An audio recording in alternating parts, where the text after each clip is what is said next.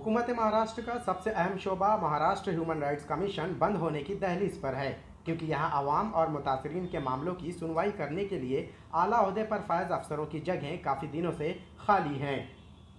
Maharashtra human right commission के chairman justice Bannur मठ के ओहदे से सुबुकदोश होने के बाद पिछले कई महीनों से इस ओहदे पर हुकूमत ने किसी को भी मुंतखब नहीं किया। वाज़ेह रहे कि जस्टिस बन्नूर मठ कर्नाटक हाई कोर्ट के रिटायर्ड चीफ जस्टिस थे, जिनके सुपुर्द महाराष्ट्र ह्यूमन राइट्स कमीशन की बागडोर सौंपी गई थी।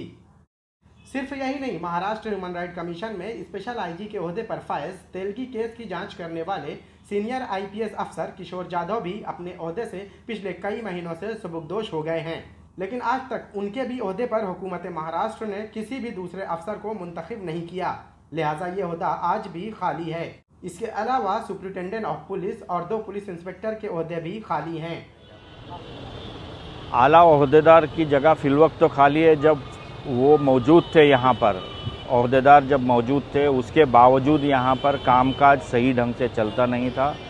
और इस मसले को लेकर मैं अपनी खुद की एक मिसाल देना चाहूँगा। 2016 में जब मुझे इल्लीगली अरेस्ट किया गया था, तो उस अरेस्ट को लेकर मैंने ह्यूमन राइट्स में दुहाई लगाई थी, और मेरे दुहाई पर आज तक कोई फाइनल सुनवाई उसकी हुई नहीं है, ना ही कोई कार्रवाई उस पर आगे हुई है।